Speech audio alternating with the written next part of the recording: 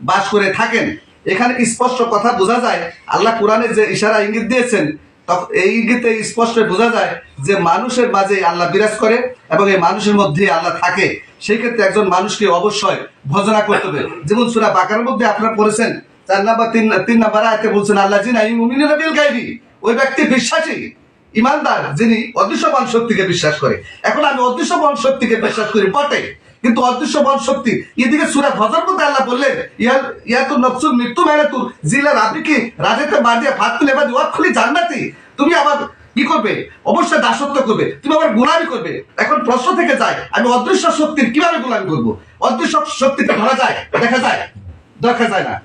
মেঘের বিদ্যুৎ তাকে কি ধরা যায়? ধরা যায় না। দেখা যায়, অনুভব করা যায়। এরকম অদৃশ্য শক্তি, কারেন্টের শক্তি দেখা যায় না, অনুভব করা যায়, কিন্তু তাকে আমি তার গোলামি করবো কিভাবে? দাসত্ব করবো কিভাবে? এখানে প্রশ্ন থেকে যায়। তাহলে দেখা যায় ওই আল্লাহ বলছেন কোরআনের মধ্যে, যেখানে ইঙ্গিত দিয়েছেন যে আমি মানুষের মধ্যে থাকি, যেসব আয়াতের মধ্যে ইঙ্গিত দিচ্ছে এই আয়াতগুলো তার ফেলে দেওয়া যাবে না। তাহলে মানুষের মধ্যে যেহেতু আল্লাহ থাকে, ওই মানুষকে ভালোবাসতে হবে এবং মানুষের দাসত্ব করতে হবে। ওই মানুষের দাসত্ব করা মানে আল্লাহ দাসত্ব করা। তবে সেই মানুষ হতে হবে একজন রক্তান আলেম এবং 4 তরিকার একজন মুর্শিদ। কিরকম মুর্শিদ? আকলে শরীফ কোলা শরীফ আন্তর্জাতিক পাকপরতা ওয়াজ হাদাতে শক্তি সুশ্রী পাচিদ্রতা শীর্ষকে সর্বক্ষণ শক্তি, এরকম 10টা গুণ বিশিষ্ট যার মধ্যে আছে এবং তিনি কোরআনের সূরা ফাতিহাতে নাস পর্যন্ত যিনি জানেন এবং 5 ওয়াক্ত সালাতের পাশাপাশি যিনি 24 ঘন্টা তার মসজিদের জেনে থাকে, মাওলার জেনে থাকে এবং তাহাজ্জুদ নামাজ পড়ে এবং কি তিনি নফল ইবাদত করেন এবং সার্বক্ষণিক নিজেকে পবিত্রতা রাখেন। কিরকম? শ্রদ্ধা কুদৃষ্টি করেন না, হাত দিয়ে পরে জিনিস ধরেন না, কান দিয়ে কথা শুনেন না, তারপরে উনি এতিমের হক নষ্ট করেন না, ওয়ারিসকে বঞ্চিত করেন না, মিথ্যা কথা বলেন না, সুদ ঘুষ খান না, এতিমের হক নষ্ট করেন না। এমনকি উনি এমন আচরণ করেন যে বড়দেরকে জীবনকেও কষ্ট দেন নাই, ছোটদেরকেও কোনো আচরণে কষ্ট দেন নাই, পৃথিবীর কোনো মানুষকেই কোনোদিন কষ্ট দেন না। নিজে কষ্ট পেলেও অন্য কেউ কখনো হাসি মুখে সেই কষ্টটা বোঝাতে চেষ্টা করেননি এবং চেষ্টা করেন না।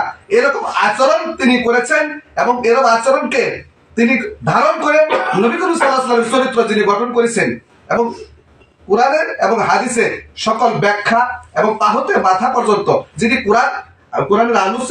কোরআনের আলোচনা অনুসারে নিজেকে ব্যক্ত করতে পারে, খণ্ড বিখণ্ড করে এই দেহটাকে ব্যক্ত করে আলোচনা করে ভক্তবৃন্দদেরকে এবং এই আশিকান জাকিরানদেরকে বুঝিয়ে আল্লাহ সত্যের পথে এবং সত্যের আলোকে এবং কি তার আখিরাতের পথ প্রশস্ত করার লক্ষ্যে অনুপ্রেরণা যোগাতে পারেন তিনি একজন মুর্শিদ। ওই রকম মানুষের কাছে আপনারা হাত দিবেন এবং ওই রকম মানুষের কাছে হাত দিয়ে আপনারা হলে বায়াত গ্রহণ করবেন ইনশাআল্লাহ। আমি আপনাদেরকে চ্যালেঞ্জ করলাম, পীরের কাছে যাবেন, একজন ভালো মুর্শিদের কাছে যাবেন, মুর্শিদের উসিলা ছাড়া আপনি কখনো এই উসিলা ছাড়া কখনো আপনি পার হতে পারবেন না।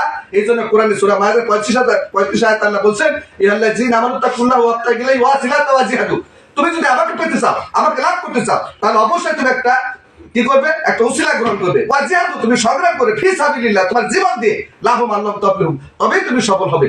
অতএব স্পষ্ট কোরআন মিথ্যা না। কোরআন যেহেতু আল্লাহ বলছেন একটা উসিলা গ্রহণ করার জন্য, সেটা হলো আমাদের মুর্শিদ আর একটা নাইবের রাসূল এবং মুর্শিদকে ভালোবাসা মানে একজন রাসূলকে ভালোবাসা। সেই ক্ষেত্রে আমরা আজকে থেকে শপথ নিব যে অবশ্যই আমাদের উসিলা গ্রহণ করতে হবে এবং মুর্শিদ গ্রহণ করতে হবে। এই জন্য নবী সাল্লাল্লাহু আলাইহি ওয়াসাল্লাম বলছেন যার মুর্শিদ নাই তার মুর্শিদ হলো শয়তান।